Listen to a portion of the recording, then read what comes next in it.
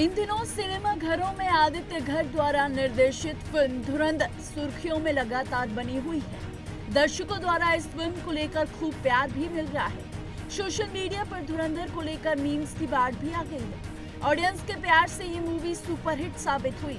इस फिल्म में रणवीर सिंह, अक्षय खन्ना, संजय दत्त और माधवन लीड रोल में नजर आ रहे हैं।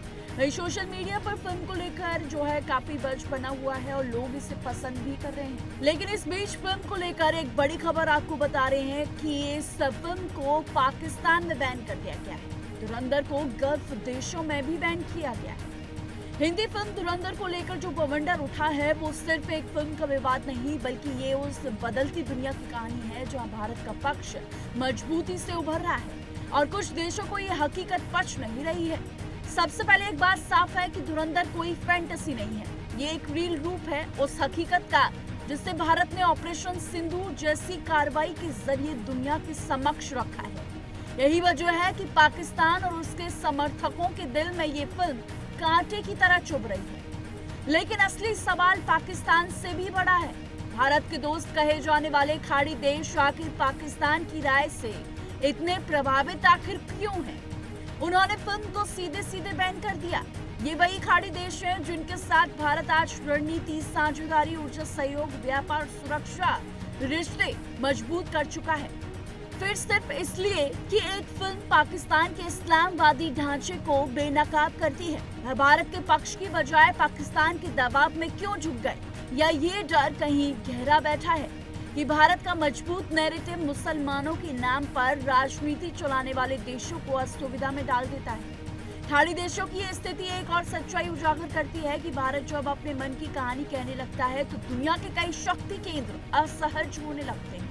चूंकि ये कहानी अब किसी पश्चिमी देश की नहीं बल्कि भारत ने लिखी है, बल्कि वह भी बेबाकी के साथ, इसलिए इसे संवेदनशील, विवादास्पद और राजनीतिक कहकर दबाने की कोशिश की जा रही है। अगर देखा जाए तो हॉलीवुड की फिल्में जब नाजियों पर चलती हैं या आतंकियों पर बनती हैं, इससे किसी को भी कोई समस्या नहीं होती या फिर कोई भी खाड़ी देश इसको बैन नहीं करता है। लेकिन जैसे ही भारत उसी भाषा में अपना सच बोलता है तो कुछ देशों को मानो बुखार चढ़ जाता है। इसका ही एग्जाम्पल देंगे हम इस वीडियो में, जो कि पाकिस्तान के लोगों के द्वारा धुरंधर पर प्रतिक्रिया दी गई है और किस तरीके से वो बौखलाए हुए हैं। चलिए जानते हैं। लियारी की बिल्कुल 100% ये रियलिटी है नहीं। आप इसको कह सकते हो कि 25% ये लियारी की रियलिटी हो सकती है, लेकिन 75% ये नहीं हो सकती है लियारी की रियलिटी। रहमान डकैत का जो रोल अक्षय खन्ना ने किया तो उन्होंने रोल तो बहुत ही बेहतरीन निभाया है, लेकिन अगर हकीकत कहो तो मैं एज अ लियारी का खुद रहने वाला हूँ, बल्कि मैं रहमान भाई का खुद हमसाया हूँ। मेरा घर उनके घर के साथ ही है और हम कारोबार भी करते हैं यहाँ पे। तो मैं उनको कभी डकैत नहीं कहूँगा, मैं उनको रहमान भाई कह सकता हूँ, उनको खान भाई कहता था। तो क्योंकि वो कभी इलाके वालों के लिए गलत नहीं थे, ख़राब नहीं थे, बुरे नहीं थे। अगर जो उनकी ज़िंदगी में बाकी उनकी गुजरी हुई जो हालात थे वो उनके शायद सियासी हिसाब से बहुत से मामला थे, लेकिन वो एज एक इंसान बहुत अच्छे इंसान थे। हम जो एसपी उनको दिखाया गया ना इस फिल्म में, उसको बहुत ज़्यादा हीरो बनाकर दिखाया गया ना। तो मैं खुद एज अ लियारी वाला होके ना, तो मैं आपको ये बता दूं कि उनको इस कदर दिखाया गया कि वन मैन आर्मी शो कर दिया गया। वो एक बंदा घुस के सब कुछ कर सकता है, लेकिन आप हकीकत ये है, जब 8 दिन की लड़ाई हुई ना लियारी में, जो 8 दिन की लड़ाई में ये चील चौक में थे और चील चौक से 8 दिन तक आगे नहीं बढ़े। वो इस कदर बहादुर थे कि वो चील चौक से आगे नहीं बढ़े।